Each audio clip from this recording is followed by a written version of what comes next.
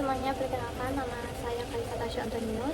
Jadi di video ini saya akan menceritakan secara singkat waktu SMA itu saya pernah join organisasi apa, dan juga saya akan menjelaskan mengenai organisasinya dan juga permasalahan dalam organisasi dan juga struktur-struktur organisasinya.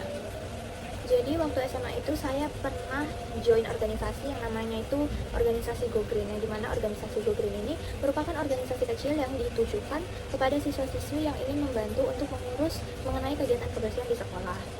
Lalu organisasi ini tuh sudah diadakan sejak tahun 2016, dan juga organisasi ini bertujuan untuk menerapkan kepada siswa-siswi betapa pentingnya kebersihan dan keindahan lingkungan sekolah dan sekitar. Dan juga organisasi ini tuh dia mempunyai beberapa program kerja. Jadi program kerjanya yang pertama itu ada di mana kita setiap hari Sabtu itu kita mengadakan kerja bakti untuk membersihkan lingkungan sekolah.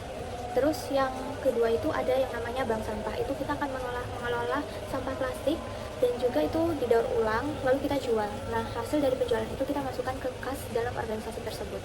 Terus jadi kas itu tuh digunakan kalau misalkan kita kayak ada lomba, terus juga ada open donasi gitu, misalkan kayak ada bencana alam gitu, kita akan donasikan menggunakan kas tersebut.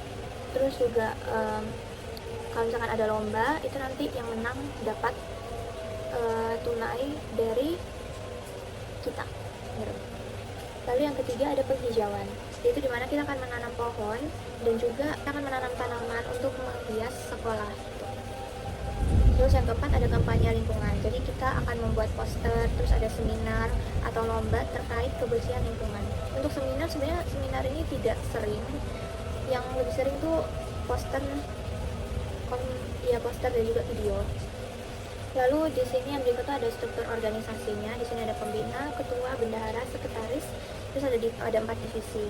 Dalam struktur organisasi ini saya itu masuk ke divisi edukasi dan kampanye lingkungan. Itu ya tugas saya itu akan membuat poster, terus juga membuat short video gitu, dan akan membagikannya kepada siswa-siswi. Lalu yang berikut di sini ada sumber kuasa. Yang pertama ada kuasa informasi, kuasa pengetahuan, lalu kuasa pengaruh pribadi. Nah, di sini untuk ketua dia tuh memiliki sumber kuasa yang penting juga. Jadi di sini ada kuasa informasi. Dia tuh memiliki kuasa informasi, kuasa pengetahuan, dan kuasa pengaruh pribadi. Nah, di sini di organisasi saya itu ada konflik, ada beberapa konflik itu. Ada konflik intrapersonal, konflik intragrup, dan juga konflik intergrup.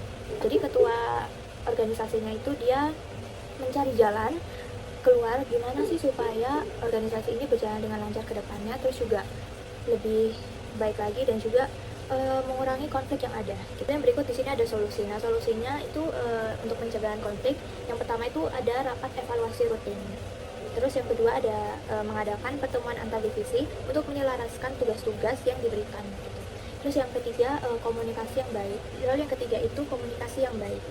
Nah, saran dari saya, saran perbaikan supaya organisasi ini tetap berjalan ke depannya, terus juga supaya lebih baik lagi dibanding yang sebelumnya, itu yang pertama sering lihat atau cek pesan dari grup WhatsApp karena sering miskom sebelumnya. Terus yang kedua ada jika ada yang absen itu ditanyainnya itu baik-baik, jangan langsung judge, karena kita kan tidak tahu kalau mereka tuh karakternya kayak gimana, mentalnya kayak gimana. Takutnya kan misalkan mereka absen, pasti ada sesuatu mengapa mereka absen, jadi pasti harus ditanyai baik-baik dulu. Kita jangan langsung marah-marah, jangan langsung mendominasi dia atau ngejudge dia gitu.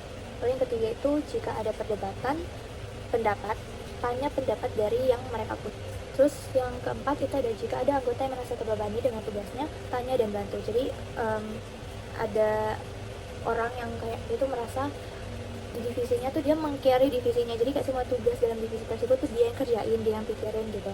Kalau misalkan ada anggota yang kita lihat tuh dia kayak merasa terbebani, terus juga dia kayak stres banget sama divisinya, tanya, terus ya kalau bisa dibantu ya bantu gitu. Oke, jadi ini untuk beberapa dokumentasi. Sebenarnya dokumentasinya ada banyak ya, karena kayak 2 tahun itu lama dan pasti dokumentasinya banyak banget. Cuma yang tersimpan di file saya itu cuma ini. Oke, sekian dari saya. Itu adalah cerita singkat saya pas waktu SMA itu saya pernah join organisasi apa. Oke, sekian dari saya, terima kasih.